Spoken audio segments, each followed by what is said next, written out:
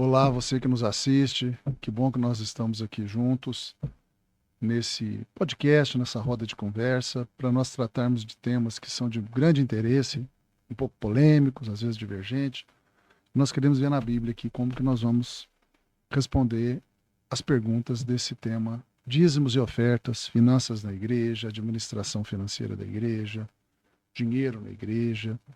Esses assuntos que para algumas pessoas é polêmico, outros acham que não se deveria falar disso, mas nós entendemos que a Bíblia fala, então nós também temos que saber o que a Bíblia diz. Nós estamos aqui com o nosso irmão Hélio, tesoureiro da igreja. Prazer ter o nosso irmão Hélio aqui nesse momento. Nosso irmão Ed também, tesoureiro também, está aqui na retaguarda, dando todo o apoio. Em algum momento ele vai também estar participando. E nós vamos começar aqui falando sobre dízimos e ofertas. Então eu vou começar aqui falando com vocês assim. Eu, Marcelo, eu fico entre dois extremos quando tem que tratar desse assunto, dízimos e ofertas. Primeiro extremo, primeira posição. Não vou falar disso, para não dar a impressão que estamos forçando as pessoas a darem dinheiro para a igreja, ou estamos falando de teologia da prosperidade, etc. Esse é um extremo que eu fico preocupado de alguém pensar que a gente está nessa posição. O outro extremo é falar muito disso, dando uma má impressão também. Então me parece que a gente tem dois extremos. Ou eu falo demais, ou eu não falo nada. Se eu falar demais, as pessoas vão pensar que eu estou querendo dinheiro, que o pastor está querendo dinheiro, que o pastor está explorando as pessoas, forçando as pessoas a contribuírem. Se eu falar de menos, o que vai acontecer? As pessoas não vão ter esclarecimento. Vão ficar sem conhecer esse aspecto das escrituras. Então eu estou procurando o equilíbrio nisso. E o equilíbrio é sempre a Bíblia. A Bíblia é o equilíbrio de todas as coisas na fé cristã. Antes de falar um pouco da Bíblia, que a Bíblia fala sobre isso, eu queria falar um pouco da nossa igreja, a Batista Central de Lavras, como que a gente lida com dinheiro aqui em relação a dízimos e ofertas.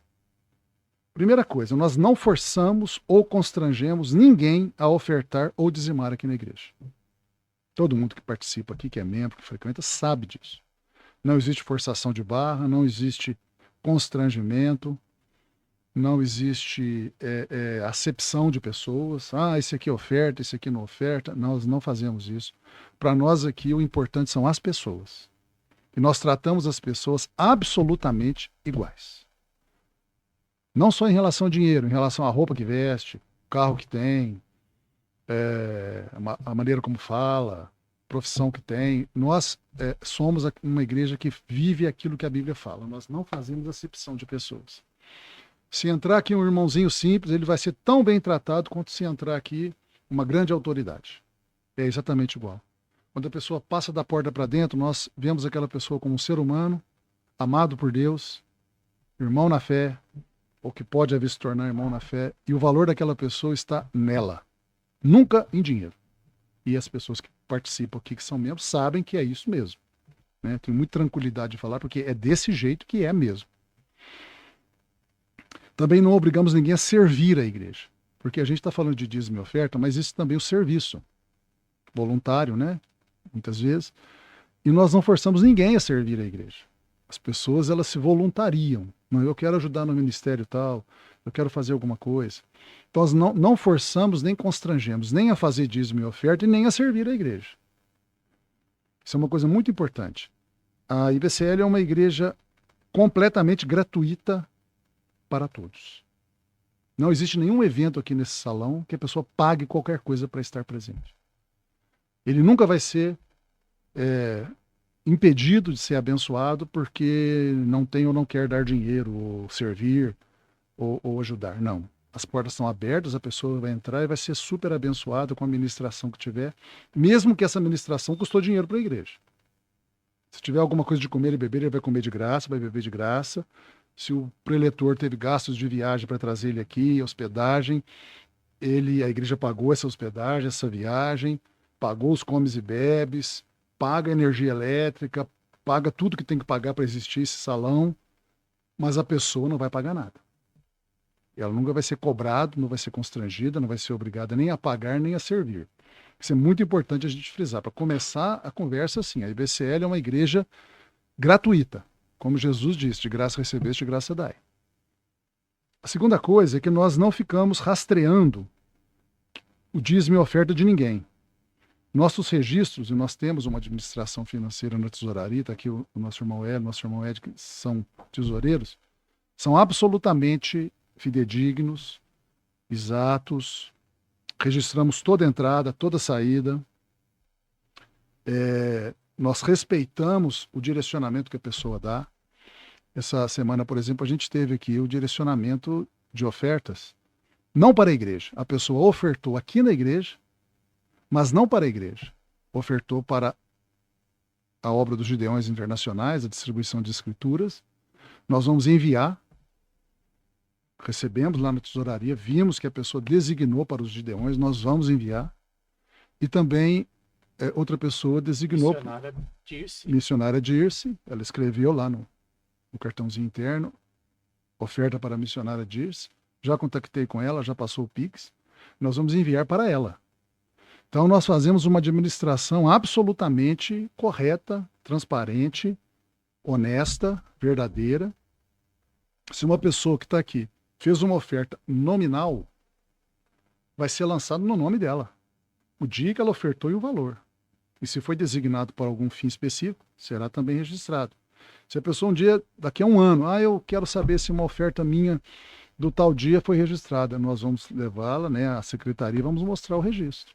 Inclusive, pastor Marcelo, nós temos um sistema interno, só nosso aqui, com o movimento de caixa, né? E lá a gente descreve todas as finalidades, se é dízimo, oferta, se é para algum evento de ministério, né? Um encontro de homens, mulheres, crianças, tudo discriminado, tudo separadinho. Então, nós temos todo cuidado, zelo, né, de descrevermos para fazer essa movimentação. Exatamente. Da mesma forma, os gastos, as despesas, tudo com recibo, nota fiscal. Dependendo do serviço, a gente faz 2 ou 3 orçamentos para buscar a melhor condição para a igreja. Tudo registrado, 1 centavo. Se sair 1 centavo, é registrado. Se entrar 1 centavo, é registrado. Também... Correto. Inclusive, eu faço o fechamento de caixa, né?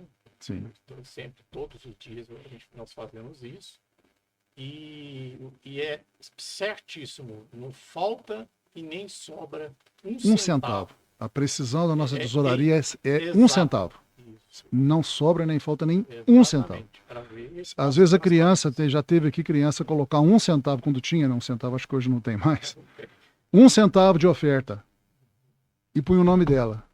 Na tesouraria da Igreja Batista Central de Lavras era lançado o nome daquela criança com 1 centavo de oferta. Mas para que registrar 1 centavo? Para mostrar o grau com que nós levamos a sério o dinheiro na casa de Deus. Essa igreja aqui é uma igreja absolutamente correta. Corretíssima. Não há nenhum tipo de coisa errada aqui. E mais, nós temos uma diretoria também que está sempre, junto com a presidência, com a tesouraria, verificando os gastos, se é aquilo mesmo, né? Auditando. Temos um conselho fiscal, né? Então, constantemente as contas da igreja são supervisionadas, vamos dizer assim, para ver se está tudo certo, monitorado. Vamos, quando a gente nota que o banco está fazendo alguma coisa que a gente acha estranho, nós vamos lá conversar, como fomos essa semana, a questão de uma cobrança indevida. Fomos lá, o banco ressarciu a igreja, foram compreensivos, viram que não fazia sentido aquela cobrança. Ou seja, aqui na IBCL nós lidamos com o dinheiro, em especial, né, dízimos e ofertas, da maneira mais séria possível. Pode ter uma igreja tão séria como a IBCL, mais séria não tem jeito. Nós somos um nível máximo de seriedade. Outra coisa, eu estava falando, nós não rastreamos, né, dízimos e ofertas de ninguém. Nossos registros são apenas para benefício dos próprios membros, para a nossa organização interna, para a nossa idoneidade administrativa, para a nossa transparência total. Deixamos esse rastreamento a cargo de Deus. Então, dízimo e oferta é uma questão entre a pessoa e Deus. Então, a pessoa ela quer ser dizimista, ela não quer ser dizimista, isso não é entre a pessoa e nós. Nós não vamos perguntar, nós não vamos forçar, nós não vamos fiscalizar, coagir, né? Perguntar se está sendo, se não está sendo. É entre a pessoa e Deus. Ela sabe que se ela for dizimista, ela vai ter as bênçãos dela. Então ela tem que prestar contas a Deus do dízimo e da oferta também. Outra coisa importante, deixa eu me lembrar aqui para não faltar nada, para a gente ter uma roda de conversa bem boa aqui. Depois eu lembro. Terceiro ponto. Nós não medimos ninguém por dinheiro aqui. Não calibramos o nosso carinho, a nossa atenção, o nosso serviço em função de quanto a pessoa dizima ou oferta. Como eu disse, as pessoas são absolutamente iguais aqui para nós. Somos absolutamente sem acepção de pessoas e tratamos todas as pessoas absolutamente igual, sem nenhuma distinção. Todos que aqui convivem, você que já é membro aqui e convive com a gente, você sabe que eu estou falando a verdade, né? Inclusive, pastor Marcelo, importante, como você acabou de dizer aí, né? Ou seja, há um nivelamento igualitário. Uma pessoa que oferta 10 centavos tem a mesma importância que oferta 5 mil reais. Sim. Não vamos nunca jamais fazer de qualquer fazer diferença. acepção por causa de valores. Sim. Porque um deu menos e o outro deu mais. Exatamente. E aí até vou reforçar aquilo que a gente falou. Se a pessoa ofertar 5 mil reais, ela vai ter lá o registro dos 5 mil reais, o nome dela, a data, tudo certinho. Se ela ofertar 10 centavos, ela vai ter o mesmo registro que fosse 5 mil. Nós não olhamos para aquela moedinha de 10 centavos e falamos assim, isso aí não vale nada, deixa eu jogar dentro de uma gaveta aqui. Vou nem contabilizar. Não, como eu disse, não é nem 10 centavos, é 1 centavo. Se alguém achar uma moedinha de 1 centavo e entregar aqui na igreja, vai ser contabilizado. 1 centavo. Como se fosse 5 mil. Mesma coisa. Isso é muito importante a gente falar isso, porque hoje, infelizmente, né, muitas pessoas acham que a igreja evangélica é um lugar de bagunça, de desvio de dinheiro, de ladroagem, de corrupção, infelizmente, né? Algumas são, sabemos que são. Sabemos que são. Mas a gente tem que ser cuidadoso para não colocar todo mundo no mesmo balaio, né? Por exemplo, tem professor universitário que é sem vergonha. Eu sou professor universitário, então tem professor universitário que é ladrão, tem professor universitário que seduz as alunas para ficar com elas, pressiona às vezes, faz chantagem. Eu só aprovo você se você dormir comigo. Lá na UFLA já tivemos esse caso. Professor universitário, do quadro permanente da UFLA. Coagia as alunas, as meninas, alunas, dizendo que só aprovava elas na matéria dele se ela dormisse com ele. Tem professor universitário que rouba, que é ladrão, que é corrupto, que é desonesto, que é mentiroso. Mas por causa disso, todo professor universitário não presta? Se você pegar a profissão, todas as profissões do mundo, vai ter alguém desonesto. E por causa disso, nós não vamos confiar em ninguém mais. Então, tem médico desonesto, mentiroso? Tenho, mas então eu não vou no médico mais? Todo médico não presta? Quer dizer, é uma tolice a pessoa que julga as igrejas evangélicas por causa de algumas desonestas, corruptas, falsas. Existe igreja falsa, desonesta, corrupta, etc., que quer tomar o dinheiro das pessoas mesmo. Existe. Nós sabemos que existe. Está aí na mídia, só olhar, né? Só ter olhos para ver. Né, pastor Marcelo? Devido a essa onda alarmante que está acontecendo aí de desvio de dinheiro envolvendo igrejas evangélicas, né? Sim. Tem casos famosos aí que está acontecendo, está sendo julgado pelo STF, várias denominações. Então as pessoas já estão criando uma cultura que está sendo poluída as suas mentes, criando essa narrativa que toda igreja se vende. Ou seja, toda igreja agora é corrupta. Ou seja, participa de esquemas. Exatamente. Mas esquece que tem até, vamos dizer, a minoria. Hoje eu acho que a minoria. Acho que a minoria no honestas, Brasil hoje. Sinceras.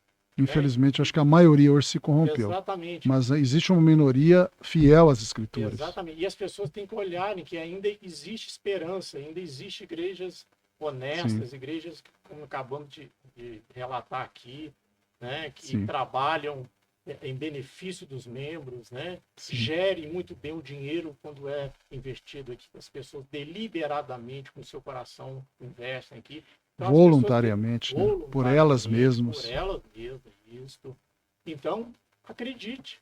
Sim, A Igreja Batista Central de Lavras é uma dessas igrejas. com certeza. A gente acredita que também exista outras igrejas. Para a glória de Deus, mas nós temos que saber quem nós somos, né? E é Exatamente. importante, alguém pode falar, mas vocês estão fazendo propaganda de si mesmos? Sim. Por quê? Porque se nós não falarmos, você não vai saber disso. Jesus fazia propaganda de si mesmo, ele falava, eu sou a luz do mundo, eu sou o Salvador. Paulo falava, eu sou o homem de Deus, o apóstolo Paulo, eu sou o apóstolo do Cordeiro. Pedro falava também, João falava também. Porque se a gente não falar, as pessoas não vão ficar sabendo. Então, agora se alguém duvida, venha cá conhecer a gente. Está convidado, vem cá. Pastor, é interessante, né, também que nessa questão de quando se fala de dízimo e oferta ali, as pessoas elas colocam na mente delas o seguinte, né, que eu já vi. Ah, eu vou ofertar, mas eu vou receber algo ali em troca, né? Eu vou lá ofertar, alguma coisa eu vou ter em troca. Ou muitos ofertam na igreja, vamos por visando o cargo. Então, eu acho assim que as pessoas em si, elas tomaram para elas, né? Elas pegaram isso e elas não conseguem mais sair disso. Ó, eu faço uma coisa, eu recebo algo em troca. Eu vou fazer não sei o que, porque eu quero um reconhecimento ali, é porque eu quero não sei o que. Então, eu acho que também o povo em si, eles têm que aprender, né? Eles têm que aprender a separar, né? E ter um olhar de um verdadeiro cristão ali. Sim. Né? Por que que eu vou dizimar? Por que que eu vou ofertar? Por que que eu vou Por que eu vou servir voluntariamente na igreja? É isso mesmo. Estou até me lembrando de uma situação nesse sentido, que de vez em quando eu estou comprando produtos com dinheiro em espécie, papel moeda. A maioria das vezes é cartão, né, é Pix, mas de vez em quando eu ando com um dinheirinho no meu bolso ali, porque às vezes tem lugar que eu prefiro pagar com papel moeda e tal. E eu estou notando que toda vez que eu pago com nota de R$ 50, a moça do caixa ou da loja, ela pega a nota de R$ 50 e põe em contraluz. Toda vez que eu dou uma nota de R$ 50 aqui em Lavras, a pessoa que recebe, ela pega a nota e põe em contraluz. Provavelmente porque está tendo até hoje um derrame de notas falsas de R$ 50. Há um tempo atrás teve um derrame de nota falsa de R$ 50 em Lavras, mas ou elas estão circulando ainda, ou continua havendo o derrame de notas de 50 falsas. A de 100 eu não estou notando o pessoal fazer isso não, mas a de 50, toda vez que eu pago na farmácia, ontem eu fiz do supermercado, fui lá no supermercado, comprei um pano lá, a hora que eu entreguei para a moça, ela paf contra a luz. Na farmácia a mesma coisa, paf contra a luz. Ou seja, existe nota de R$ 50 verdadeira, existe nota de R$ 50 falsa. E elas se parecem. Então, porque existe nota de R$ 50 falsa, eu não vou mais aceitar nenhuma nota de R$ 50? Então eu vou chegar às pessoas, não, eu não quero mais receber nota de R$ 50 porque tem nota de R$ 50 falsa. Ninguém falaria isso aí. Isso é uma insensatez. Mesma coisa, porque tem igrejas falsas, eu vou rejeitar as verdadeiras também? Então eu não vou em igreja nenhuma mais. Ou seja, não, todas as igrejas são falsas, todo pastor é ladrão, toda igreja vai tomar meu dinheiro e tal. Porque existe alguns que fazem isso, tem alguns que fazem isso, igual tem nota de R$ 50 falsa, existe. Mas tem as notas verdadeiras. Por causa dessas narrativas, né? Dessas falácias que ficam girando por aí, acaba criando-se um trauma na pessoa e essa pessoa começa a dizer, não, então todas as igrejas não são verdadeiras. Sim. Né? Mas não é verdade. Não, né? não é verdade. Tem igrejas honestas, tem pessoas honestas, pastores honestos, gente sinceras. Que está fazendo o trabalho corretamente. Como tem nota de R$ 50 verdadeira. Exatamente. O que as pessoas têm que fazer? Aprender a distinguir entre uma igreja falsa e uma igreja verdadeira. Assim como as pessoas dos caixas, das lojas de Lavras, aprenderam a separar a nota verdadeira da nota falsa. E essa é a questão. Se a gente aprender o que é uma igreja verdadeira, a gente vai saber qual é verdadeira e qual é falsa. Né? Deixa eu continuar aqui. Tratamos este assunto, dízimos e ofertas, e serviço na casa de Deus, completamente dentro da melhor e mais exata instrução bíblica. Nós aqui somos uma igreja 100% bíblica nesse assunto, em todos. Nós ensinamos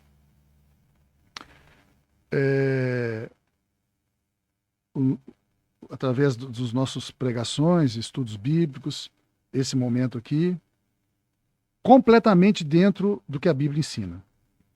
Este exato e preciso ensino bíblico é o equilíbrio entre os dois extremos. A gente nem vai falar demais e nem não vai falar nada. Né? E também nós valorizamos todas as pessoas que ajudam na igreja, na obra de Deus, seja financeiramente por meio de dízimos e ofertas, ou seja pela doação de materiais. Nós temos pessoas aqui na igreja que fazem doação de cestas básicas, que servem para assistência social da igreja. Seja também por dedicação de tempo e forças. Às vezes a pessoa ela não entrega dinheiro, mas entrega o tempo e as forças. Como Deus, nós também não vamos nos esquecer de quem ajuda a obra de Deus, né? Nós sabemos que a Bíblia fala, né, em Hebreus 6:10, acho isso importante, as pessoas que contribuem com dízimos e ofertas, as pessoas que contribuem com materiais e contribuem com tempo e forças, a Bíblia diz assim, Hebreus 6:10, porque Deus não é injusto para ficar esquecido do vosso trabalho e do amor que evidenciastes para com seu nome, o nome de Deus, pois servistes e ainda servis aos santos, ou seja, à igreja. E é interessante esse versículo porque o autor de Hebreus fala que a gente evidencia o amor para com Deus amando os irmãos. Que o autor fala, Deus não é injusto para ficar esquecido do vosso trabalho, do vosso amor que evidenciaste para com o nome de Deus. Mas como que foi evidenciado o amor para com Deus? Servindo aos irmãos. Ou seja, a pessoa fala, eu amo a Deus. Tá, mas você ama o seu irmão? Não, meu irmão eu não amo. Então você não ama a Deus. Em outro texto fala que uma pessoa não pode amar a Deus que não vê se não ama o seu irmão que vê. Mesma coisa, eu sirvo a Deus, eu sou servo de Deus. Sim, mas você serve a igreja? Você serve os irmãos? Não, então você não serve a Deus. Você não está servindo. Você não serve o seu irmão que você vê, você vai servir a Deus que você não vê. Não tem cabimento. Interessante, pastor Marcelo. Pastor Marcelo que foi 39 anos professor, não é isso? Na Universidade Federal de 37. 37, na área 37. de estatística, acostumado a mexer com várias funções complicadas, né? Equações, não é isso? Fibonacci, tudo. Então, o pastor Marcelo está acostumado a mexer com um gráfico.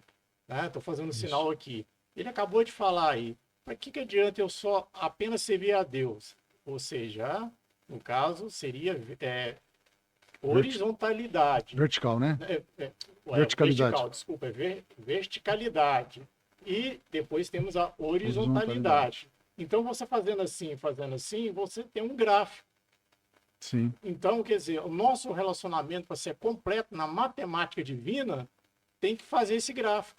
Ou seja, não é isso? Sim. Na verticalidade e na horizontalidade. Na horizontalidade, o meu relacionamento com laços com os irmãos, com a igreja, o que eu faço para o meu próximo. Sim. Aí sim tem, no caso, né, a verticalidade, né? A verticalidade, aí sim tem o meu relacionamento com Deus. Então eu acho interessante isso. Sim. Interessante também, Alex, que você falou agora aí, né, que você disse, é que olhando, né, para esse gráfico imaginário, o gráfico, né, ele não vai ter um fim ali, né? Então, quanto mais você ama na horizontal, mais a tendência é você se aproximar de Deus, né? Quanto mais você busca a Deus ali, mais próximo de Deus você vai estar. Ele tende a aumentar.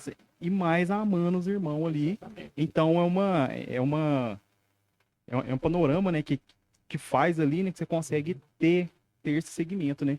E interessante que isso aí também, né, pastor, se encaixa exatamente no dízimo ali e nas ofertas, né? Porque se você preocupa com o seu irmão, hoje eu tenho condições de ofertar uma cesta básica. Vou ofertar uma cesta básica na igreja. Hoje eu consigo ofertar, contribuindo aqui financeiramente com a igreja. Sim. Então, você está ajudando a obra de Deus ali ser sustentada, né? Sim. Agora eu quero focar mais na parte de dízimos e ofertas em dinheiro, que é onde tem mais polêmica, né? Onde o pessoal pega mais é quando você fala de dinheiro mesmo, né? Então vamos falar agora de dízimos e ofertas na forma de dinheiro. Então vamos começar a falar de ofertas. Texto bíblico mais importante sobre ofertas, que ensina sobre ofertas financeiras na igreja, é 2 Coríntios, capítulo 9. Então eu vou ler aqui. Então, 2 Coríntios, capítulo 9, verso 6. O apóstolo Paulo, escrevendo na igreja de Corinto, a segunda carta, ele diz assim: E isto afirmo, aquele que semeia pouco, pouco também ceifará. E o que semeia com fartura, com abundância também ceifará. Cada um contribua segundo tiver proposto no coração, não com tristeza ou por necessidade, porque Deus ama quem dá com alegria. Deus pode fazer-vos abundar em toda graça, a fim de que, tendo sempre em tudo ampla suficiência, superabundeis em toda boa obra. Ora, aquele que dá semente ao que semeia, e pão para alimento, também suprirá e aumentará a vossa sementeira, e multiplicará os frutos da vossa justiça, enriquecendo-vos em tudo para toda generosidade, a qual faz que, por nosso intermédio, sejam tributadas graças a Deus. Porque o serviço desta assistência, desta oferta, não só supra a necessidade dos santos, mas também redunda em muitas graças a Deus. Até aí. Esse texto é o texto clássico da Bíblia sobre ofertas. Paulo está discutindo aqui especificamente uma coleta em dinheiro feita na igreja de Corinto para ajudar os crentes da cidade, os cristãos da cidade de Jerusalém. A cidade de Jerusalém estava passando por uma grande fome, uma grande pobreza, e os irmãos lá de Jerusalém estavam em penúria, passando fome, necessidade de roupa, necessidade material de uma maneira geral. Então Paulo chegou para Corinto e falou o seguinte: olha, vamos ajudar os irmãos lá de Jerusalém, porque eles estão passando necessidade. E ele então começa a argumentar com a igreja de Corinto por que os cristãos devem ser generosos, devem ser pessoas que ajudam os seus irmãos em primeiro lugar. Aqui no versículo 9 que eu pulei, está escrito assim: distribuiu, deu aos pobres, a sua justiça permanece para sempre. Por quê? Porque o contexto ali era ajuda aos pobres de Jerusalém. A igreja, não aos mendigos da cidade, não. Aos irmãos pobres da igreja de Jerusalém. Porque a Bíblia ensina que a assistência social, a caridade deve ser feita primeiramente aos da família da fé. Então, às vezes a pessoa pergunta: por que a Igreja Batista de Lavras não pega as cestas básicas e distribui para todos os pobres de Lavras? Primeiro, porque a gente não tem cesta básica para isso. Por que vocês não põem ali fora? Distribuímos cestas básicas para qualquer um que tocar a campainha ali receber uma cesta básica. Pela mesma razão. Vai tocar a campainha 10 vezes por dia, 20 vezes por dia, 30 vezes por dia, numa cesta básica que dê conta. E também porque a Bíblia ensina que a assistência social, primeiro, é para os membros da igreja. Então a gente recolhe cestas básicas, o próprio dízimo e oferta, nós usamos primeiro para socorrer os irmãos da igreja, a irmandade. Biblicamente, nós não temos a obrigação de cuidar do mundo. O governo é que tem que fazer isso, ele tem impostos para isso, ele tem canais para isso. Nós não, a igreja não precisa ajudar as pessoas de fora. Pode ajudar se quiser. Nós fazemos isso aqui. Quando sobra as cestas básicas, nós ajudamos clínica de recuperação de dependentes químicos e às vezes pessoas que estão sendo evangelizadas fora da igreja. Mas a pessoa tem que ser evangelizada. Até porque se a gente começar a distribuir cesta básica aí, a revelia, tem muito aproveitador. Ainda mais nós que estamos numa região aqui de biqueira, de droga, vai acontecer, porque já aconteceu, dele pegar uma cesta básica aqui e vai na biqueira lá e troca por crack. Ou então a pessoa vende para o supermercado, pega e vai comprar cigarro, bebida. Ou troca a cesta básica por bebida, por droga. Ou a pessoa não precisa, ele pode trabalhar, mas não quer. Nós vamos sustentar um vagabundo? Jamais. A Bíblia fala que quem não quer trabalhar, que também não coma. Não quer trabalhar, não come então, hein? Fecha a boca.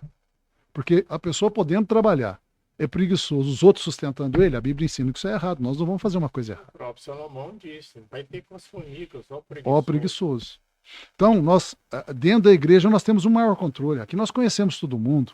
Nós sabemos se a pessoa está em necessidade mesmo, e quando está em necessidade mesmo, quase sempre está, nós ajudamos, porque é isso que a Bíblia ensina.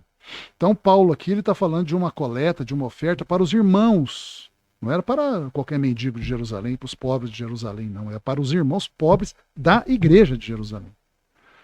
Mas o princípio que Paulo falou, ele é geral, ele não vale só para ajudar pobre. Ele fala para ajudar a obra de Deus de uma maneira geral, qualquer coisa. Então, o princípio é: cada um contribua, dê a sua oferta, que é uma oferta em dinheiro, falando de dinheiro, né? Existe uma oferta de material, cesta básica eu falei, mas vamos falar de oferta em dinheiro. Daqui para frente eu vou falar só de dinheiro. Oferta em dinheiro, dízimo em dinheiro. A pessoa contribui com o que ela quiser. E se ela quiser. Então ela fala, esse mês eu vou contribuir. Ok. Mês que vem eu não vou contribuir. Ok também. Decisão é dela. Ah, eu vou contribuir com R$10. Ok. Eu vou contribuir com R$10.000. Ok também. A decisão é dela. Por isso que a Bíblia fala, cada um contribua, dê a oferta, segundo tiver proposto no coração. É por isso que eu falei, a questão não é entre a pessoa e a igreja, é a pessoa e Deus. Não com tristeza ou por necessidade, a pessoa não pode ofertar na igreja e nem dizimar se sentindo obrigado, né? Ah, que coisa ruim, eu estou dando essa oferta aqui, mas eu não queria dar, vai me fazer falta, estou triste por dar esse dinheiro na igreja, eu estou sendo forçado a dar, não dê. Não dê. Não entregue esse dinheiro. Se a pessoa for ofertar aqui na IBCL ou qualquer igreja de Deus, se sentindo obrigada a ofertar, constrangida, forçada, com dó do dinheiro, né? Ah, eu estou dando esse dinheiro aqui, nossa, eu estou com dó de dar esse dinheiro aqui. Então não dê. Fica para você e faz o que você quiser com ele. O dinheiro é seu. Não. Ninguém é obrigado a dar oferta. Nem a dízimo é obrigado também. Depois a gente vai ver isso. Então, essa é a condição. Porém, tem uma outra coisa importante também, a gente vai ver isso no dízimo. A pessoa é livre para ofertar ou não. Ela é amaldiçoada se não ofertar? Não. Nesse texto não tem maldição alguma. Lembrando aí, pastor Marcelo, as pessoas que estão ouvindo, você está tratando a questão da oferta. Oferta e né? só oferta. Dízimo nós vamos tratar isso depois. Ok, Isso. só para os ouvintes ficarem. Ótimo. A pessoa não é amaldiçoada se ela não ofertar. Ah, se eu não ofertar vai dar uma doença em mim? Não. Ah, se eu não ofertar o demônio vai pegar a minha vida? Não. Ah, se eu não ofertar Deus vai ser contra mim? Não. Não tem maldição para quem não oferta. Porém, quem oferta tem bênção. Ou seja, Deus não pune quem não oferta, mas ele recompensa quem oferta. Exatamente porque é voluntário. Exatamente porque é voluntário. Como a pessoa não precisa ofertar, porque a salvação dela é pela fé em Jesus e somente pela fé em Jesus, né? Nunca por obras, nunca por dinheiro dado, por oferta, por dízimo, por fazer alguma coisa na casa de Deus, nunca é isso. A salvação é pela graça de Deus, acessada pela nossa fé no sacrifício de Jesus. Então ela não vai ter nenhuma punição. Não, eu estou na igreja há 20 anos, nunca dei um centavo. Tá bom, não tem maldição na sua vida, não tem punição. Porém, aquele que entrega voluntariamente, ele tem bênção, ele tem promessa, ele tem recompensa. E é o que diz aqui: Deus pode fazer-vos abundar em toda graça, a fim de que, tendo sempre em tudo ampla suficiência, superabundeis em toda boa obra. Deus pode suprir e aumentar a vossa sementeira e multiplicar os frutos da vossa justiça, enriquecendo-vos em tudo para toda generosidade. Ou seja, a pessoa que oferta com coração alegre, com coração bondoso, não importa a quantidade, aqui não tem nenhuma ligação com quantidade, só quem oferta muito que é abençoado. Não, não está escrito isso aqui. O que importa mais é o coração da pessoa. Não, eu estou entregando essa oferta aqui com alegria. Que bom que eu pude ofertar. Interessante, pastor Marcelo, que eu como estudante do hebraico, né? Uhum. Tem uma palavrinha hebraica que a gente fala muitas vezes aqui na igreja, que é kavaná. Uhum. Né? A expressão kavaná, ela, quando se traduz, vai transliterar, faz a transliteração, depois a tradução para o nosso idioma, para o nosso contexto, porque o hebraico é muito antigo, Uhum. né? Se perdeu muito da sua originalidade ao longo dos anos. Mas alguns sábios judeus, ao longo do tempo, os rabinos conseguiram preservar um pouco do conceito daquela época. Uhum. Né? Então, kavaná é algo interessante. Significaria o que está por trás das tuas intenções. Sim. Ou seja, qual a tua intenção? Vamos até pegar o gancho ali com o que o nosso irmão Ed falou, das pessoas mal intencionadas, né? Quer dizer, ela entrega a oferta para obrigar Deus a dar alguma coisa para ela. Sim. É uma kavaná ruim, né? Vamos falar assim. Ruim. Digamos, é uma kavaná mercantilista. Mercantilista. Ele não tem o coração em Deus, né? Uhum. Ele não ama os irmãos, não ama Deus, né? Ele é só um comerciante, um mercenário que quer comprar uma benção, né? E barata, né? Porque ele dá uma oferta desse tamanhozinho assim, que é uma benção desse tamanho, né? Ainda quer comprar barata ainda por cima. Ou Mas seja, se fosse em psicanálise, é, interessante que eu também ando estudando psicanálise, é como se Deus falasse assim, é, vou tentar lembrar aqui que em psicanálise são as expressões bem complicadas, né, uhum, freudiana, ou seja, o teu, o que que você deseja, você quer que eu seja o teu desejo, do teu desejo, hum, ou seja, o desejo da pessoa está em outro, mas para que algo seja refletido nela mesma, ou seja, algo que seja atendido pelo próprio ego dela, é um egoísmo que disfarçado, é né? um egoísmo, né? Vamos na tradução do senso comum é um Ou egoísmo. seja, a pessoa que oferta com o coração errado, a kavaná egoísta, né? Uhum. Ela não está pensando nem no bem da obra de Deus, das pessoas, da igreja, do evangelho, nem em Deus. Ela está pensando nela. É Exatamente. um É o egoísta famoso desejo fantasiado do de outro. generoso. É que Jacques Lacan, que é o famoso psicanalista Uhum. francês, falou assim: é o desejo do outro. Ou seja, o desejo do outro. Aquilo que venha sempre convergir para ele mesmo. Sim. Né? E aí ele fala que a sociedade está cheia dessas pessoas. Isso é a definição de um egoísta, né? Então, Egocêntrico. por que eu estou dizendo isso, pastor Marcelo e Ed? Porque muitas pessoas vêm com esse Com esse conceito para coração. dentro da igreja, entendeu? E não consegue tirar isso. É. Não entende que Deus é um Deus doador, é um Deus. O fato dela estar aqui já é uma oferta de vida, sabia disso? Sim. O fato dela estar aqui já é uma oferta.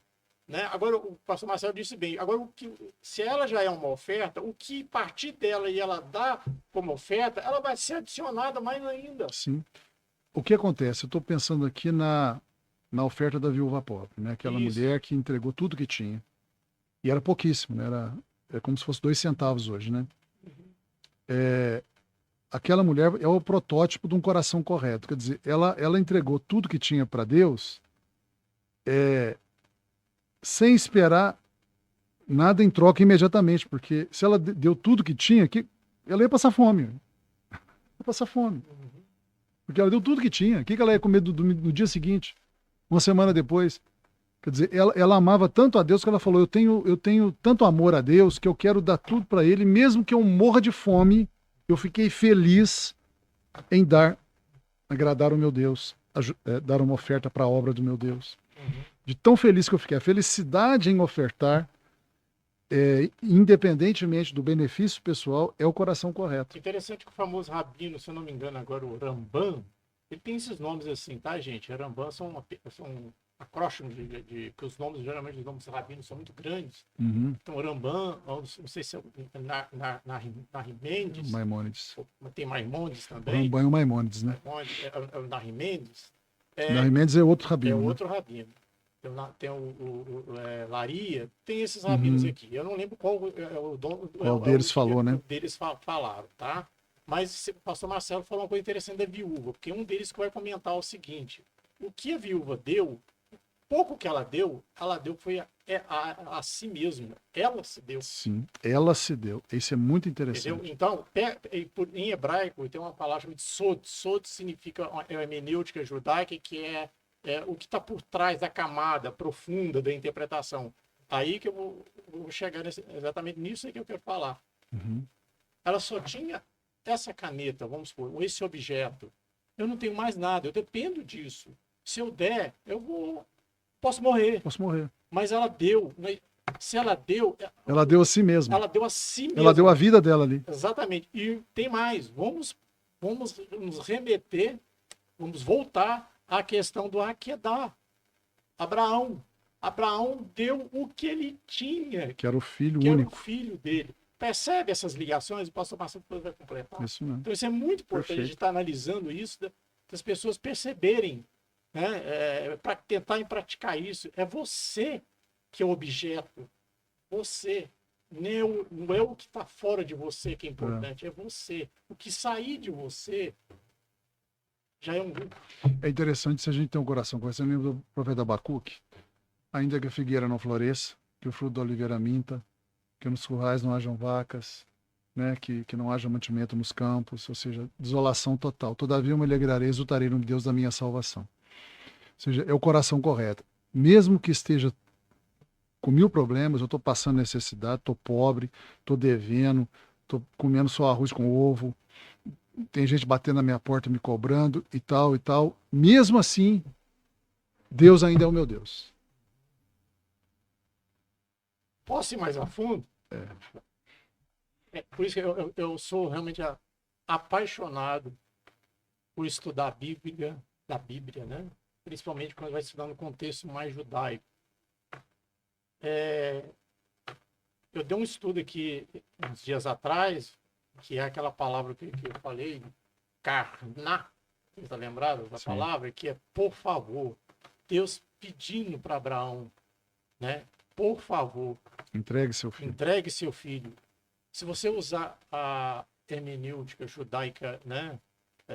O Sod, que é uma hermenêutica judaica, que é chama de Peshat em hebraico, e se por favor de Deus precisar pedir por favor, não precisa. Ele é todo-poderoso, Ele é né? todo-poderoso, ele autoexiste. Por que ele falou por favor? Para um simples homem. Você vê nele a profundidade disso, ouvintes. Deus estava ofertando. Isso era uma oferta. Algo que Deus não precisa pedir. Deus precisa, ele mesmo fala assim, pelo amor de Deus, pastor Marcelo, faça isso por mim. Por favor, Abraão, entregue seu filho para mim. Ele falou isso porque ele está também, Deus está dando sua oferta ao Abraão. Isso é muito profundo. Vou pegar esse gancho aí que é interessante. Abraão, ao entregar Isaac, ele ouviu de Deus a consumação da aliança abrâmica. Ali em Gênesis 22, é a consumação. Aquilo ali é a bênção de Abraão, né? Quando Deus pôs Isaac na lenha, amarrou Isaac, levantou o cutelo, ia cravar no peito o filho, ia matar o próprio filho, crendo que Deus ressuscitaria Isaac das cinzas, né? Ao Deus falar, por favor, entregue seu filho, quem estava ganhando ali era Abraão, não era Deus. Deus não estava querendo Isaac morto. Deus estava dando para Abraão a oportunidade dele ter a maior bênção que um ser humano pode ter. Porque depois disso, o que Deus falou para Abraão? Visto que ouviste a minha voz e não me negaste o teu único filho, você terá uma descendência igual às estrelas do céu e a areia na praia do mar.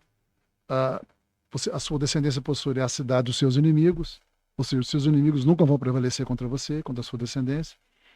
E todas as nações, e vocês serão a bênção para todas as nações da terra. Ou seja, Abraão recebeu a maior bênção que existe. Deus falou, você vai ser feliz, sua descendência vai ser feliz, vocês vão ser fortes, vocês vão ser prósperos, vocês vão ser saudáveis, férteis, profícuos, seu trabalho vai dar certo, vocês vão prosperar em tudo, vocês vão ser felizes e mais ainda vocês vão fazer muita gente feliz. Interessante. Só para terminar, se Deus não tivesse pedido por favor, talvez Abraão pela emoção, não, desistiu, não vou dar meu filho não. Ele perderia essa bênção. Exatamente. E talvez... A mesma coisa eu vejo a oferta. É como se Deus falasse assim, olha, por favor, eu estou te dando a oportunidade de ofertar na igreja. Você não quer? Tudo bem. Como Abraão podia falar, não vou ofertar Isaac, é meu filho, meu único filho, eu vou ficar com ele e tal, vou ser feliz, vou morrer velhinho, vai me dar neto, acabou. Da hora que Deus falou, por favor, é como se Deus estivesse falando assim, olha, eu estou querendo te abençoar demais da conta. Por favor, aí deixa eu te abençoar. A mesma coisa a oferta, porque aqui está escrito, aquele que semeia com fartura, com mudança você fará. Então Deus falando, eu estou te dando a oportunidade de eu te abençoar. Deixa eu te abençoar, mas me dê um motivo para me te abençoar. Então, pastor Marcelo, mas o que o eterno Deus ganhou? Lembra que Deus ofertou por favor. Vamos colocar nessa situação. Por favor, Abraão, oferte seu filho. Deus não tinha obrigação em si de usar expressões apelativas, mas ele falou, por favor, uma oferta. E o que Deus ganhou? Obediência de Abraão. Para ele. Então entenda, Deus ofertou e ele, o próprio Deus recebeu para ele, foi a obediência de Abraão. Percebeu a profundidade disso? Eu ainda continuo achando que o Abraão ganhou mais que Deus. Sim, não, ele ganhou sim. Mas eu entendi o que você falou. Você entendeu? Eu tô falando assim como homem, né? Aham. Tô falando como homem, né? É claro que dele que Talvez Deus ache que ele foi mais feliz porque ele teve Abraão Mas você sabe o que é e sua isso? descendência É a para ele. Né? sabedoria do eterno nas palavras. Eu até estou pensando, eu vou deixar o Ed falar, que ele É está ali impressionante, viu, gente? com uma Mas é assim contribuição, mesmo. mas assim, é muito interessante porque, voltando à oferta, né? É como se Deus falasse assim: eu quero abençoar vocês. Eu fico feliz de ver vocês bem. Eu quero ver vocês sem problema financeiro, eu quero ver vocês com saúde, com casamento bom, com projetos de vida, satisfação profissional. Eu quero ver vocês super felizes. Mas me ajude a ajudar vocês. Por favor, confia, pode fazer. Aí a pessoa vai, endurece o coração. Não vou dar dinheiro na igreja, não. O que é isso? O pastor vai gastar meu dinheiro ou não? Eu que vou gastar. Você acha que eu vou dar meu dinheiro para a igreja? Sei lá o que o pastor, o que esse pessoal faz com o meu dinheiro. Não, eu vou ficar comigo mesmo. Eu vou vir cá aqui assistir o culto, ser abençoado e vou para casa. Tá bom, amaldiçoado não vai ser. Mas vai deixar de receber as bênçãos que ele poderia receber. Meu irmão Ed. É interessante, né, isso que o Hélio falou, né, que vocês estão conversando, é que eu vejo da seguinte maneira, né? Existe até uma música, né? Se atentamente ouvir a Deus, os mandamentos seus e obedecer. Sim. Então tudo se resume à obediência. E essa questão que eu vejo é como que, por exemplo, né, a pessoa ela não consegue ofertar na casa do Senhor ali, por quê? Por causa que automaticamente ela não consegue obedecer a Deus. O coração dela ela não é converteu a Deus. Ela vem aqui na igreja ou qualquer outra igreja para poder o quê? Cumprir ali uma rotina.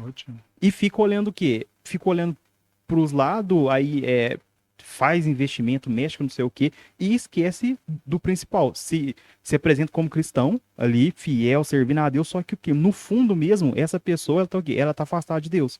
Então eu vejo que isso tudo se resume à obediência. É muito mais fácil nós obedecermos, fazer aquilo que Deus está falando, seguir a palavra, do que ficar encontrando vários aspectos ali. Justificativa, desculpas. Exatamente. Eu vejo assim, dessa maneira, porque é muito mais fácil obedecer. Muito. Pode ser ruim, pode ser chato, pode acontecer um monte de coisa, sabe? Às vezes você não vai querer fazer, mas vai lá, obedeça. Sabe? Então, eu acho que falta esse coração para as pessoas. E as pessoas elas não conseguem enxergar ali uma verdade, porque que elas não conseguem enxergar uma verdade nisso. Por causa que junta um monte, às vezes, de escândalo, de gente envolvendo com não sei o que, envolvendo com não sei o que, não sei o que. Aí ela olha para um lado, vê isso, olha para o outro, vê outra coisa. Aí ela começa a pensar assim, eu não vou fazer isso. Ou seja, ela fazendo isso, ela tá fazendo o quê? Ela tá julgando a culpa, ela tá colocando um empecilho em outra pessoa para ela tomar uma atitude. Sendo que o quê? A atitude é individual. Né? As nossas atitudes ali com Deus, perante a Deus, é tudo individual. Então, eu decido fazer, eu decido sacrificar. Então, é tudo uma questão de escolha. Eu vou querer fazer ou não. Então, quando nós começamos a olhar por esse aspecto, né? Quando nós começamos a enxergar isso, nós começamos a entender várias coisas do que Deus pode fazer na nossa vida através da obediência. Se fosse para olhar para tudo isso, eu falaria, é obediência. Sim. Esse é o resumo muito bom. É interessante, pastor. Eu lembrei de uma coisa aqui também, pastor. Não sei se você pode vir a calhar, a encaixar nisso aí. O Ed falou, obedecer dói. Uhum. Dói muito, às vezes. Quando uma pessoa tem um conflito. Né? E, mais uma vez, eu lembro, faço uma analogia, né? Uma metáfora da psicanálise. Ou seja, o Freud disse que o ser humano tem uma parte, que inclusive Freud era judeu, né? Tem dentro dele um aparelho psíquico, que são 3 instâncias, né? Que ele chama de id, ego e superego. Então, acabamos de falar aqui, né, da questão do ego, né? O ego ele fica no meio ali, intermediando o conflito entre o id, que o id é onde é uma instância do tudo pode, do quero agora, né? Prazer pelo Prazer prazer. total, né? E o superego é a figura da lei, da ordem, do que é certo, né? Da Uhum. moralidade, né? E o ego fica no meio. Então, ele Escolhendo se ele escolhendo. vai ir pro id ou pro super. Exatamente. Vou explicar para vocês, só para a gente ir para um ponto interessante teologicamente. Uhum. Então, o ego, ele fica, por isso que dentro dele o ego cria mecanismos de defesa. Porque nem tudo que está no teu inconsciente pode ir para fora, Uhum. certo? Então, o ego ele cria mecanismo de defesa para que você não venha fazer tudo que lhe der na cabeça. Um dos conflitos que você tem. Fazer as vontades do id. Exatamente. Ah. Aí, ok. O que acontece? Quando a gente falando aqui de sacrifício, de sacrificar o Isaac, né, no evento de Akedá, tem uma mesma analogia. Ou seja, o meu ego é como se fosse, vamos dizer, aquilo que em que o id jogou para o ego, aquilo que eu quero fazer, aquilo que é do meu interesse, aquilo que me beneficia, entendeu? Não importa O resto. se dane, desculpe que é a expressão pejorativa, Uhum. entendeu? Mas aí você, com Deus lá, você fecha os olhos, Deus me ajuda, eu estou no conflito, eu não quero fazer isso, eu quero te obedecer.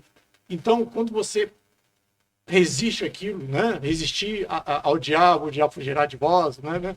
Quando você resiste àquilo, com oração, você exatamente está sacrificando dentro de você aquele impulso, Sim. certo? Aquele impulso que te levaria a um posicionamento errado, te levaria a uma situação de desespero, certo? De uma decisão contrária. Sim. Vocês entendem como que isso é importante? Isso. Então, Sim. dentro do ser humano, há um conflito. Nós vivemos 24 horas um conflito intenso. Uhum. Até teologicamente falando, lembra o apóstolo Paulo em Romanos, fala aquilo que eu quero fazer, né? Eu não faço. Eu não faço porque consinto Mas o que eu não quero, esse sim eu faço. Eu O bem que eu faço, quero fazer, bem- eu não faço, mas o mal que eu não Exatamente. quero fazer, esse sim eu faço. Ok, bem lembrado do texto aí.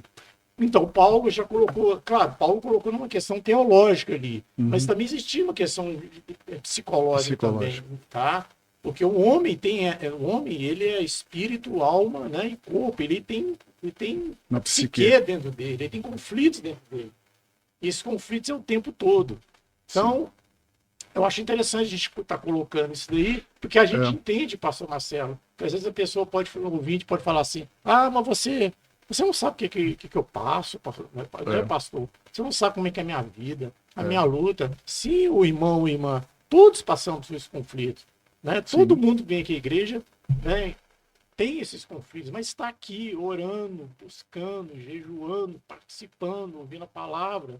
Né? Os conflitos são em geral. Eu até vou aproveitar e frisar mais um pouquinho o fato de que a gente está falando de dinheiro aqui, oferta, Sim. e vamos falar de dinheiro. Mas que ambos em dinheiro, sobre isso. mas eu quero frisar o seguinte, não é só dinheiro.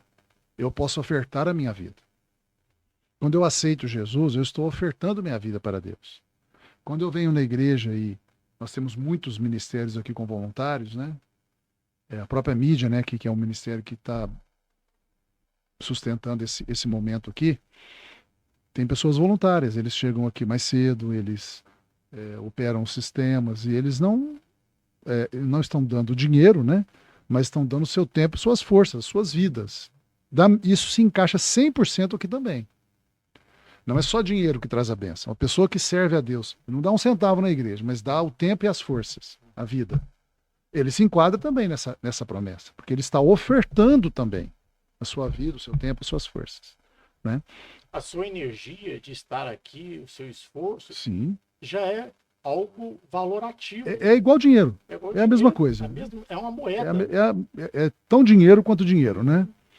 E também eu fico pensando nisso que o nosso irmão Ed falou com relação às pessoas ficarem, por causa de escândalos e outras coisas mais, ficarem pensando, eu não vou nem ser voluntário na igreja, nem ofertar em dinheiro, porque a igreja usa mal, tem gente que rouba, tem gente que usa mal, que corrompe.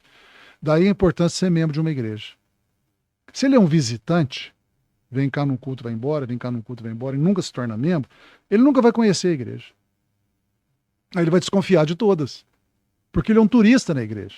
Ele é um visitante na igreja. Ele não vive a vida da igreja. Ele não vai lá no sítio ter comunhão com os irmãos, não vem no café com prosa, se for homem, né?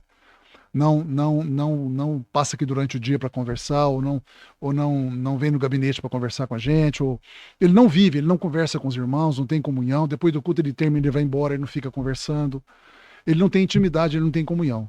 A partir do momento que a pessoa é membro, entrosa com a igreja, conhece as pessoas, ele vai ver que a igreja, no caso a IBCL, é uma igreja séria. Então ele vai ficar mais vacinado contra essa ideia de que eu não vou fazer oferta nem em dinheiro, nem em tempo e forças, porque a IBCL usa mal os recursos. Então, venha conhecer então, venha ser membro aqui dentro, vem conviver com a gente. Por exemplo, uma vez uma pessoa falou que eu tinha uma casa muito grande, né, dando a entender que de alguma forma o dinheiro vinha da igreja, né? Quer dizer, uma pessoa que é membro aqui, ele não vai ter essa dúvida, porque ele me conhece. Ele vai saber que eu nunca recebi um centavo da igreja. Eu estou na igreja há 43 anos e eu nunca recebi um centavo. Eu sou dizimista, eu sou ofertante, já entreguei ofertas muito maiores que dízimo, dou o meu tempo, minhas forças. A minha casa é grande porque eu sou servidor público federal, eu sou professor universitário, de um tempo em que os salários eram maiores. Eu tenho aposentadoria integral, né, um privilégio que hoje não existe mais, mas eu, por ser antigo, tenho. Então eu tenho um lerite muito bom da UFLA. Eu ganho muito bem, né, pelo meu trabalho. Nunca tirei da igreja, o meu trabalho. Eu suei a camisa, estudei, fiz graduação, mestrado, doutorado. Trabalhava 60 horas por semana na UFLA durante 37 anos. Eu posso testemunhar isso porque eu conheço o pastor Marcelo 40 anos, né? 40 anos, entende? Isso é verdade. Então, pastor, a pessoa chega e fala assim, olha, minha casa é dinheiro da igreja. Não, ele está falando bobagem, não sabe o que fala, é juiz temerário, é pecaminoso, é língua maldita, é fofoqueiro, é maldizente. Ele está pecando, ele não sabe. Agora, se ele for membro aqui, ele vai saber que quem sou eu. Outra coisa, eu venho de família abastada, eu tenho herança, meu pai me deu herança. Então eu posso ter uma casa grande, né? Não fui tirado da igreja, vem da minha família. Mas eu pego isso e transformo em bênção para a igreja. Quiçá todo mundo que tivesse um bom salário, um bom emprego e tivesse herança de família, fizesse como eu faço. Eu já somei quanto que eu já entreguei em dinheiro para a igreja, em dinheiro, sem contabilizar tempo e força. Só dinheiro. Dinheiro em dízimo e oferta. São mais de 4 milhões de reais. Desde que eu me converti até hoje, eu controlo muito bem minhas finanças, mais de 4 milhões de reais. Se as pessoas que têm um bom emprego e têm família abastada também dessem 4 milhões de reais para a obra de Deus, mais o tempo e as forças, porque eu não dou só dinheiro. Hoje eu gasto 40 horas por semana na igreja. Quando eu não era aposentado, era 15, 20 horas por semana, sem nunca receber um centavo. Atendo pessoas, visito pessoas, caminho com pessoas, eu dou a minha força, a minha vida, sem cobrar um centavo. Então as pessoas são muito, muito tolas, elas falam do que não sabem. Agora, se ela for membro aqui, ela vai conhecer não só eu, estou falando de mim, mas o pastor Rogério, o Hélio, o Ed, vai conhecer as pessoas e ver que aqui não tem mercenários, aproveitadores, pelo contrário, aqui todo mundo doa a sua vida uns pelos outros. Por exemplo, pastor, você acabou de falar aí agora, tanto que você já investiu aqui nesse somatório, nesse montante, 4 milhões de reais. Ora, se você pensasse só em você mesmo... Eu teria umas 4 Ferrari na garagem. Exato, você teria sítio, apartamento, praia, talvez aí uma Lamborghini, né? Pronto. Mas eu tenho o maior prazer do mundo em não ter as 4 Ferraris, ter uma Saveiro 2007, tenho o maior prazer do mundo de ter uma Saveiro 2007 que está precisando fazer uma lanternagem e outras coisas mais e ver a obra de Deus em pé. É o meu prazer. Se eu tivesse 4 Ferraris na garagem, eu estaria triste, entendeu? Pastor, e é interessante também que uma vez, né, a gente estava conversando, que a gente conversa muito, o senhor ainda mencionou que fez uma casa maior pensando nos filhos, nos netos do Senhor. Eles é que quiseram. Uma casa grande e tal. Tem isso também, entendeu? Eu fiz para minha família, não foi para mim. Então, muitas pessoas não sabem disso, né? Porque não estão aqui, não conversam, não convivem. Então, o objetivo ainda é maior, né? Tá relacionado à família, tá relacionado a conforto, tá relacionado a um monte de coisa. pensando que no futuro, né? O pastor pensou, vou fazer uma casa maior para trazer meus filhos e meus netos para cá um dia. Lá tem um quarto de hóspede, porque a gente está sempre hospedando as pessoas. Então a gente fez um quarto hoje, eu hospedei muitas pessoas para a obra de Deus. Vou continuar fazendo isso. Quer dizer, tudo a gente coloca a serviço do Senhor, né? Então, por isso, ouvintes, tome cuidado quando vocês vão fazer algum comentário a respeito do pastor Marcelo. E de qualquer pessoa que De dentro da qualquer igreja. pessoa da igreja, é porque vocês não conhecem, não sabem a vida, a trajetória dele. Senão vai acabar incorrendo numa asneira. É. Pecado mesmo, né? Tá Pecado falando mesmo. pecaminosamente, tá caluniando e Falando algo difamando. que não sabe, não conhece. Bem lembrado, a vida de qualquer um aqui. Né? Então, tome muito cuidado mesmo. Inclusive, eu falei de mim por eu conhecer eu melhor do que qualquer outra pessoa, mas também isso é verdade para todo mundo aqui na EBCL. Aqui na EBCL nós temos várias pessoas que se dedicam, né, vocês e outros irmãos de vários ministérios, todos eles, né, se dedicam maravilhosamente bem, com sacrifício pessoal. Nós estamos aqui, vai para o canal do YouTube.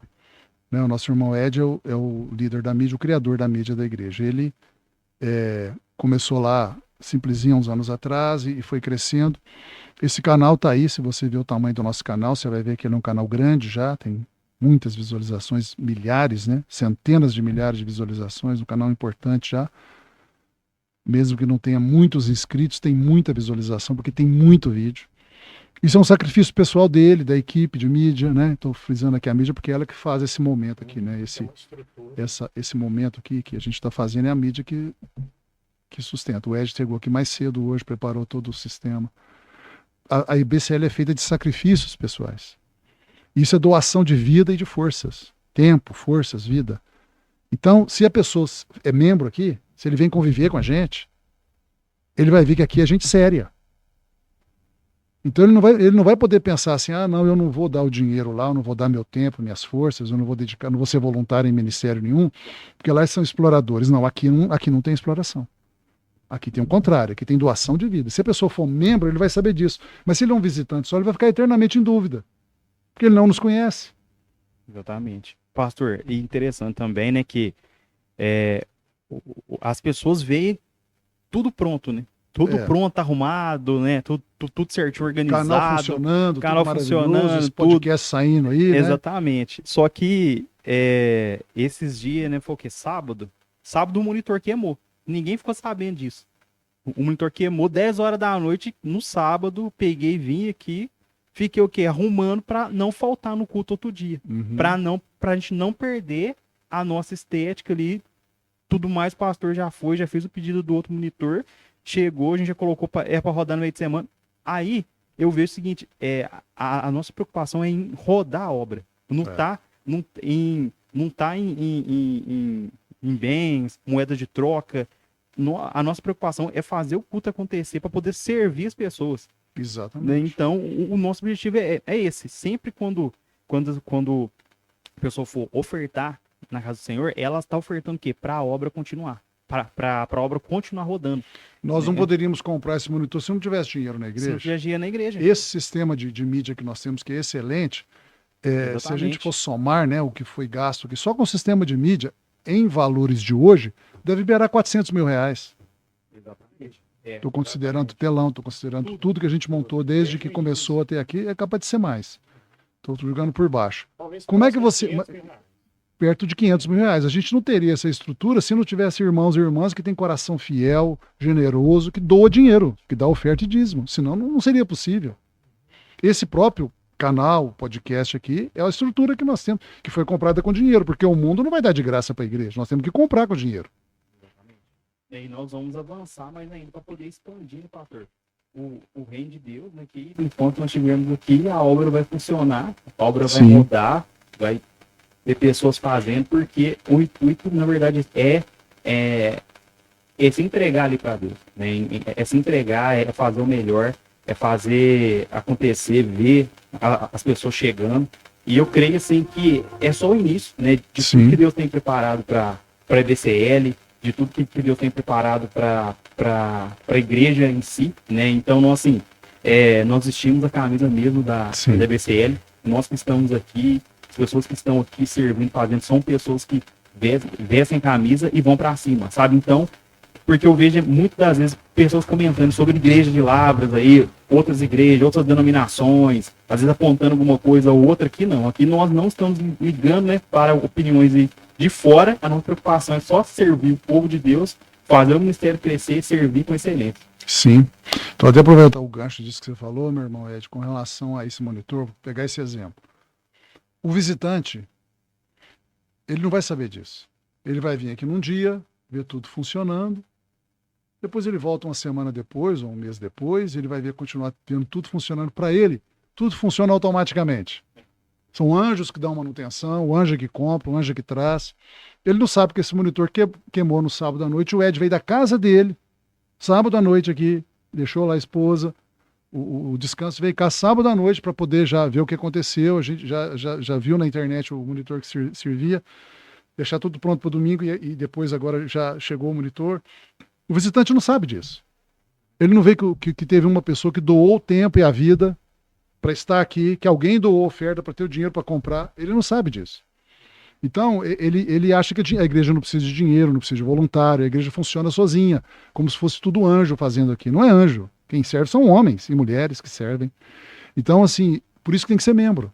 Porque se ele for membro, ele vai conviver com a gente. Vai saber que esse monitor queimou, vai saber que a gente usou a oferta da igreja, o dinheiro da igreja para comprar um monitor, vai saber que alguém doou o tempo para adaptar um novo monitor aqui, porque tem que tirar o velho queimado e pôr um novo.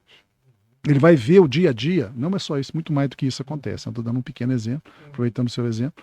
A pessoa que é membro, ele vai ver a quantidade de gente que se doa para a igreja existir, para existir o culto. Como a gente fala, a pessoa chega aqui no domingo e vê tudo funcionando. Ele não sabe o trabalho que deu e o trabalho que dá para um culto funcionar.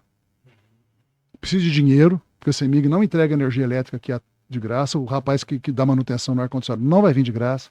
Quem conserta a cadeira não vai consertar de graça, etc, etc, etc, etc. O banheiro vai ter água porque a Copasa cobre e a gente paga a conta. Estou falando de coisas pequenas, fora tudo que a gente tem que fazer. A ceia do Senhor, nós temos que comprar o suco, pão, saquinho para ter higiene, o copinho é descartável, a gente não lava e reutiliza, a gente põe sempre novo. Dinheiro. Custa vida e custa dinheiro. As evangelizações que a gente tem pessoas evangelizando, tem irmãos fazendo a obra de Deus aí, porque a gente... O zelador vem cá, abre a igreja 1 hora antes, liga o ar-condicionado para poder ficar fresquinho na que a pessoa entrar. Seja, toda uma estrutura é preparado para você chegar aqui e usufruir das bênçãos de Deus. Se a pessoa é membro, ele vê isso aí acontecendo e ele valoriza. Porque normalmente o cristão de verdade, ele valoriza quem serve. Ele tem sensibilidade para valorizar quem está servindo. Então ele é mais generoso, ele vai contribuir. Porque ele vê a quantidade de gente que está se doando em tempo e forças e dinheiro. Ele fala, eu não vou ficar de fora. Eu quero estar junto dessa obra também. Mas a pessoa que não é membro, ele não tem noção disso. Aí ele fica poluída a sua mente de uma igreja tal que está explorando as pessoas, da outra que está metida em corrupção, e ele acha que todo mundo é assim. Então ele fala, eu não vou dar oferta, eu não vou dar dízimo, não vou contribuir com nada, porque eu acho que está mal usado. Mas se ele fosse membro, convivesse, ele ia ver que aqui, por exemplo, é uma igreja muito correta. Inclusive, ele não vai ter essa noia na cabeça dele que aqui vai usar mal o dinheiro. Ele vai ver que está sendo bem usado. Inclusive, pastor Marcelo, muitas pessoas, né? Poucas não vou falar nomes, né? Porque chegaram perto de mim elogiando. Falaram, Hélio, mas é impressionante a organização de vocês, principalmente com o que se refere a dinheiro, né? Porque até sabendo que eu sou um daqueles que administram a parte financeira, né? Então, puxa, é impressionante o cuidado que vocês têm aí com o dinheiro, com a coleta, né? O direcionamento. Então, as pessoas têm notado isso aí, têm percebido isso. Sim. Então, tem atestado que funciona, está funcionando. Então, qualquer dúvida, venha, né, nos procurar, converse com a gente, com o pastor Marcelo, né? Muito bom. Apesar que esse podcast aqui já está tirando todas as dúvidas, né? Mas se ficar dúvida, nós estamos abertos. Você está convidado, convidada, marca com a secretaria um horário comigo, com o pastor Rogério. Nós vamos atender você, tirar suas dúvidas dentro da Bíblia. Fique à vontade.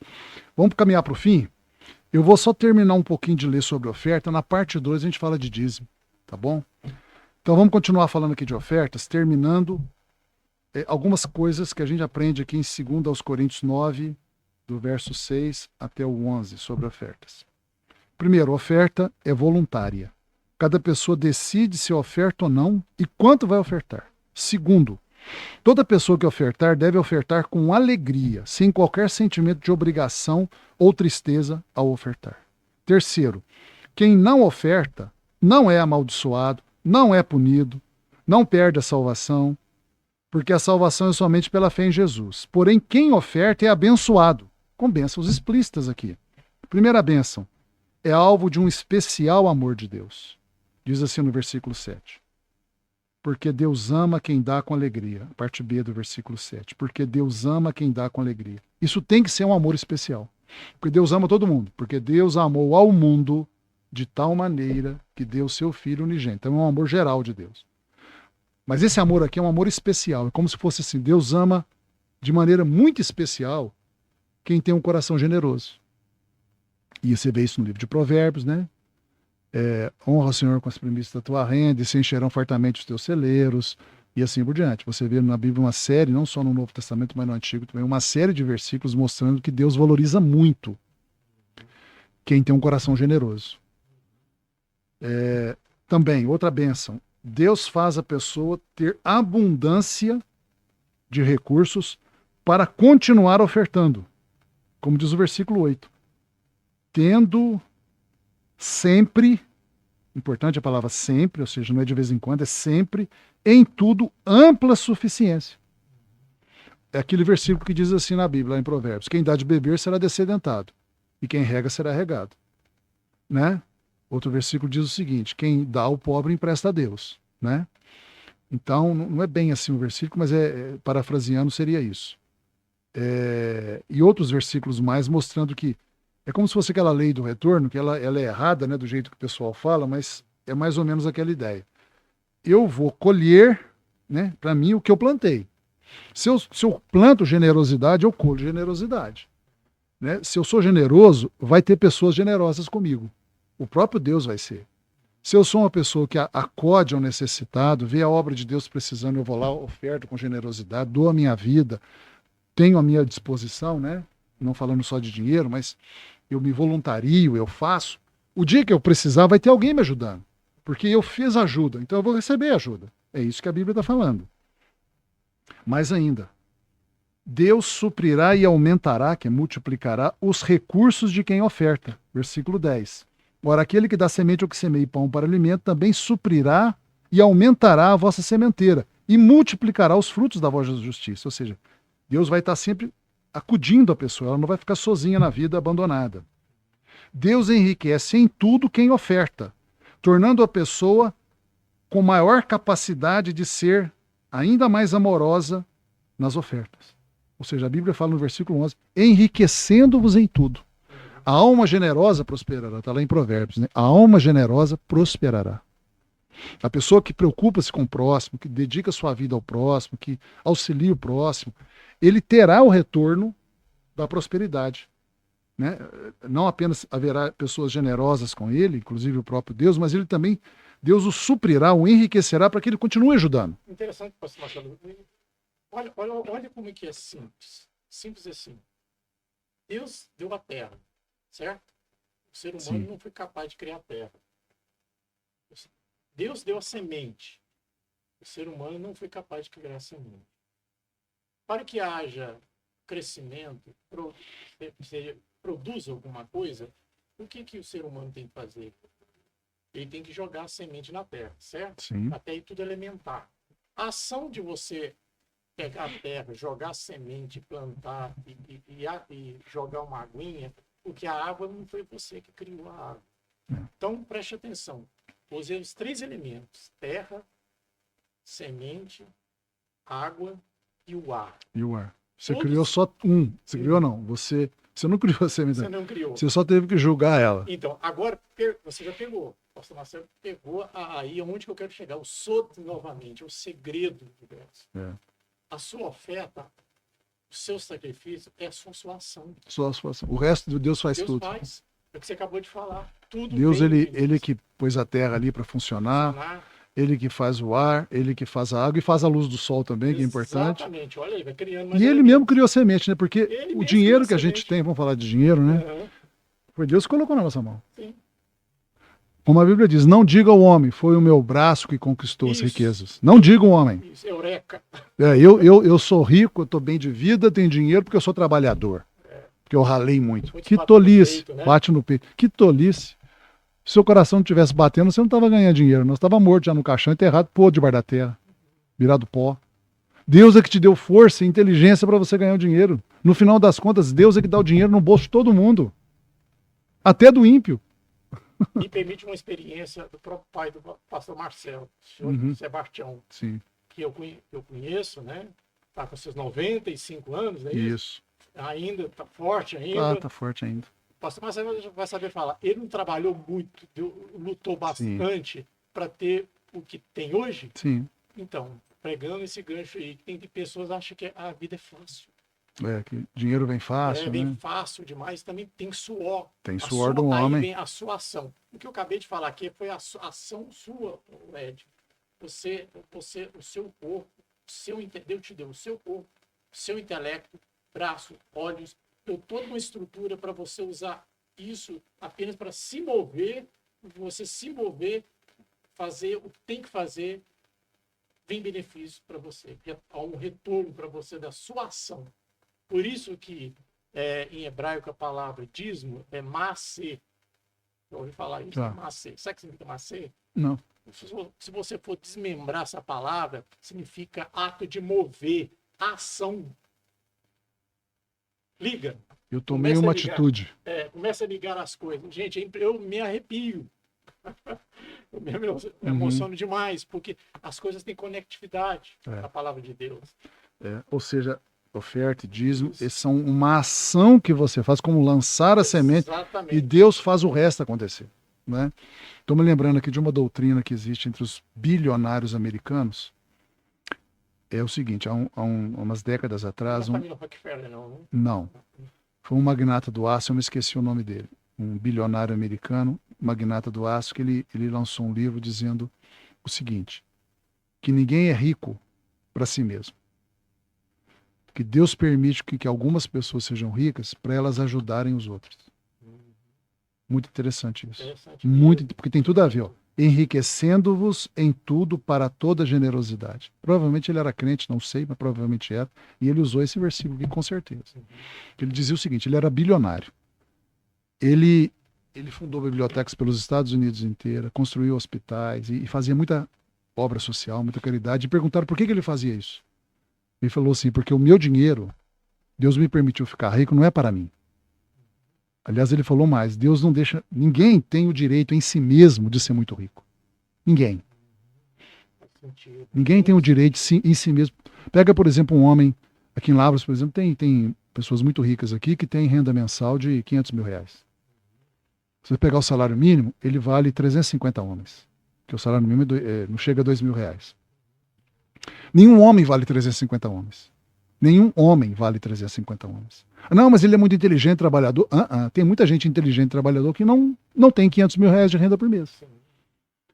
Então, nenhum homem vale 350 homens. Por que então que ele tem uma renda de 500 mil por mês? Por que Deus permite isso?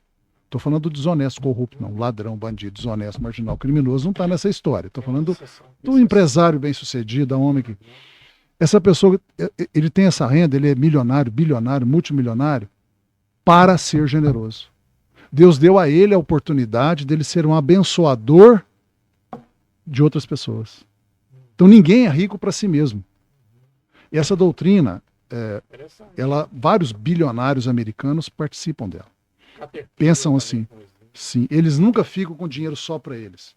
Talvez um Elon Musk, talvez fique, eu não conheço o Elon Musk, mas talvez ele fique. Mas se você pegar o próprio Bill Gates, ele falou, quando ele era o homem mais rico do mundo, ele falou, a fortuna dele na época, eu acho que era em torno de 60 bilhões de dólares.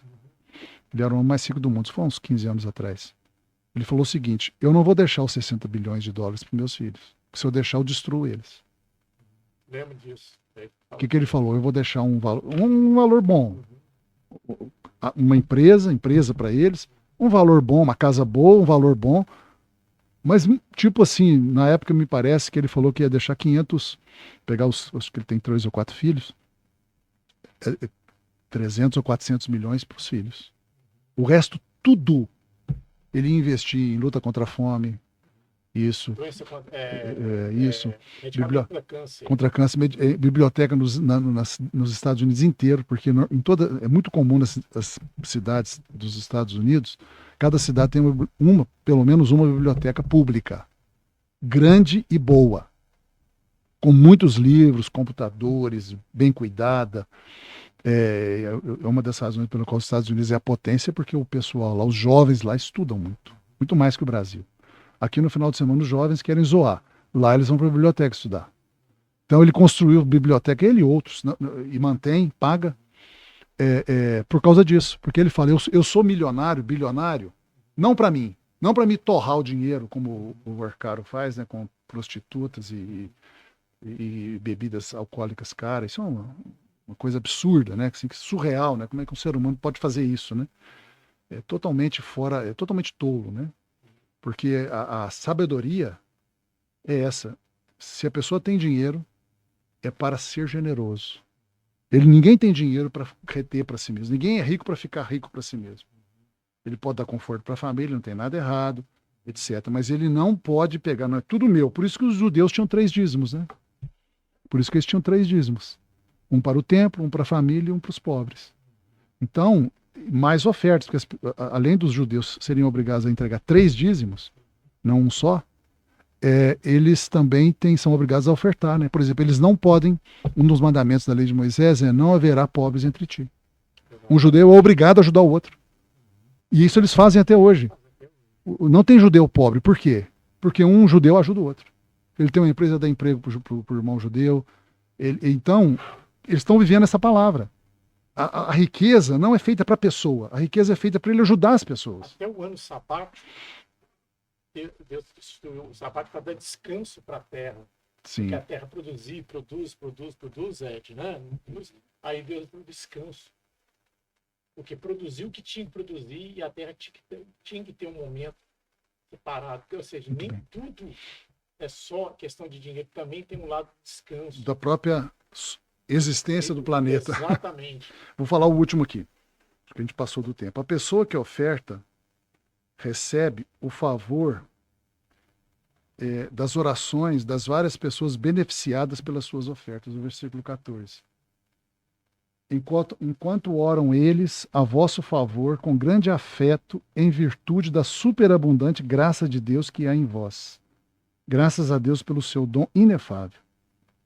Ou seja, graças a Deus pela sua generosidade, a igreja de Corinto, em ajudar os irmãos pobres de Jerusalém. E os irmãos pobres de Jerusalém vão orar a Deus a favor de vocês, coríntios, com grande afeto, em virtude da superabundante graça de Deus que há em vocês, em ajudá-los.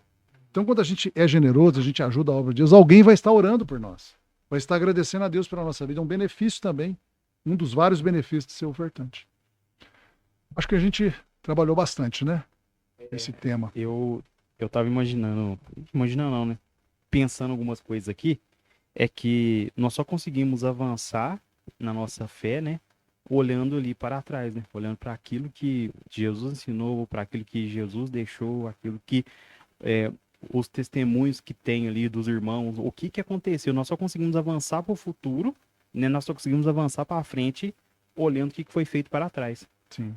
Então, isso é muito interessante. Então, eu acho que o segredo de tudo isso aí, né, pastor, é a obediência, olhar para os relatos que tem na Bíblia, né? Até porque se uma pessoa espelhar em outra pessoa que é grande, ela vai ter que olhar o que essa pessoa fez, ela vai ter que olhar para o passado dessa pessoa, entender a jornada dele, para poder conseguir chegar no nível dele.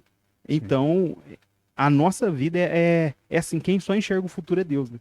Só Deus que consegue enxergar o futuro, né? Então nós vivemos no presente, plantamos no presente, olhando para o passado para poder encontrar um futuro. Interessante que isso aí é muito verdade, né? Só Deus conhece o futuro.